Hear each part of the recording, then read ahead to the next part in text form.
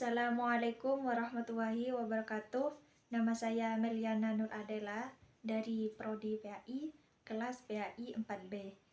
Di sini saya akan memenuhi tugas mata kuliah Kapita Selekta Pendidikan dengan dosen pampuh yang terhormat Bapak Ahmad Rosidi, MPDI.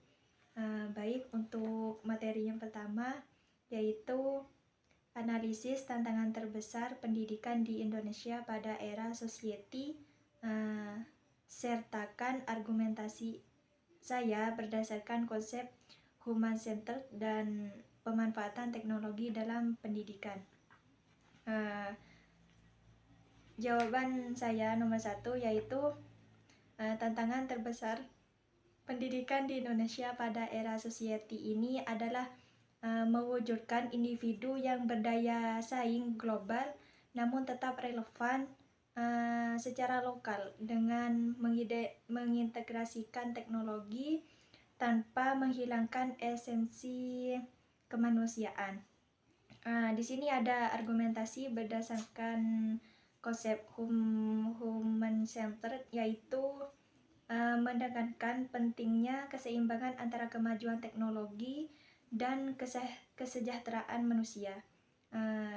Dan juga di sini ada argumentasi berdasarkan pemanfaatan teknologi dalam pendidikan di era society ini memiliki tantangan besar terkait kesenjangan digital, baik dalam hal akses infrastruktur, literasi digital guru dan siswa maupun kualitas konten digital. Untuk pertanyaan yang kedua, bagaimana Anda menilai kebijakan Merdeka Belajar dari perspektif keadilan dan pemerataan pendidikan, dan berikan contoh konkret dari implementasinya di lapangan dan refleksikan keefektifannya.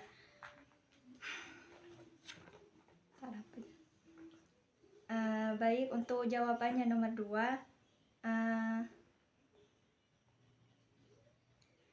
perspektif keadilan dan kemetaraan pendidikan, yaitu potensi positif. Merdeka Belajar berusaha memberikan otonomi yang lebih besar kepada kepala sekolah dan guru untuk menyesuaikan kurikulum dan metode pembelajarannya dan konteks lokal dan kebutuhan siswa. Contoh konkretnya adalah di beberapa sekolah guru mulai berinovasi dengan pembelajaran berbasis proyek yang relevan dengan kearifan lokal. Refleksi keefektifannya yaitu positif. Yang pertama positif, yaitu program-program tersebut telah menunjukkan dampak positif dalam meningkatkan motivasi belajar siswa, kreativitas guru dan kemandirian sekolah. Dan juga negatif atau tantangan, yaitu efektivitasnya masih belum merata. Beberapa sekolah dan guru masih kesulitan dalam memahami dan mengimplementasikan konsep merdeka karena terbiasa dengan pola lama. Baik, untuk pertanyaan yang nomor 3 yaitu perubahan kurikulum selalu menjadi isu krusial dalam pendidikan. Menurut Anda, apakah kurikulum merdeka mampu menjawab kebutuhan pendidikan abad ke-21? Dan jelaskan membandingkannya dengan kurikulum sebelumnya. Baik, untuk jawaban nomor 3 yaitu menurut saya kurikulum merdeka memiliki potensi besar dan langkah yang lebih tepat dalam menjawab kebutuhan pendidikan abad ke-21 ini dibandingkan kurikulum sebelumnya, namun dengan catatan bahwa implementasinya harus optimal. Di sini yang kurikulum merdeka yaitu lebih menekankan pada pengembangan potensi esensial dan karakter profil pelajar pelajar Pancasila, sedangkan kurikulum sebelumnya yaitu cenderung lebih berorientasi pada transfer pengetahuan dan pencapaian target materi yang luas. Meskipun ada juga penekanan pada keterampilan, namun implementasinya seringkali masih didominasi oleh aspek kognitif. Baik, untuk pertanyaannya nomor 4, yaitu globalisasi dan digitalisasi memberikan peluang sekaligus ancaman terhadap identitas pendidikan nasional. Analisislah bagaimana pendidikan karakter dapat diperkuat dalam sistem pendidikan modern. Di sini jawaban yang nomor 4, yaitu untuk memperkuat pendidikan karakter di tengah globalisasi ini dan digitalisasi, ada beberapa strategi yang dapat diterapkan. Yang pertama, integrasi holistik. Yang kedua, pemanfaatan teknologi secara positif. Yang ketiga, pembentukan karakter melalui proyek nyata. Yang terakhir, yaitu penguatan peran guru sebagai teladan. Baik, yang untuk strategi yang pertama, yaitu integrasi holistik, adalah pendidikan karakter tidak hanya diajarkan sebagai mata pelajaran terpisah, tetapi integrasikan secara holistik ke dalam semua mata pelajaran ekstrakurikuler dan budaya sekolah. Yang kedua, pemanfaatan teknologi secara positif, yaitu mengembangkan platform digital yang dirancang khusus untuk pendidikan karakter. Yang ketiga, pembentukan karakter melalui proyek nyata, yaitu melibatkan siswa dalam proyek-proyek yang relevan dengan kehidupan mereka dan masyarakat untuk mengembangkan rasa tanggung jawab, empati, dan kepemimpinan.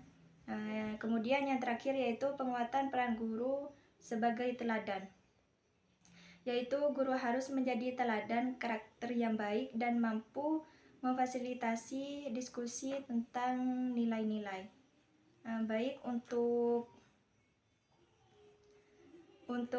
pertanyaan yang nomor 5, yaitu pilih salah satu isu aktual pendidikan, misalnya pendidikan inklusif, ketimpangan akses, komersiasi pendidikan, dan lain-lain. Lalu lakukan analisa mendalam terhadap akar masalah dan tawarkan solusi konkret berbasis pendekatan pedagogis. Baik, untuk jawaban yang nomor 5, saya memilih isu komersialisasi pendidikan. Komersialisasi pendidikan ini merujuk pada praktik menjadikan pendidikan itu sebagai komoditas yang diperjualbelikan untuk mencari keuntungan, seringkali mengesampingkan tujuan fundamental pendidikan itu sendiri, yaitu pemerataan akses, peningkatan kualitas, dan pembentukan karakter. Solusi konkretnya yang berbasis pendekatan pedagogis ini yaitu penguatan pendidikan karakter dan nilai-nilai anti solusi, yaitu mengintegrasikan nilai-nilai seperti kesederhanaan, gotong royong, keadilan sosial, dan penghargaan terhadap proses belajar ke dalam kurikulum dan kegiatan sekolah. Mungkin itu saja yang bisa saya jawab dalam soal UAS mata pelajaran kapital selekta pendidikan ini. Mohon maaf apabila ada kesalahan. Sekian dari saya. Wassalamualaikum warahmatullahi wabarakatuh.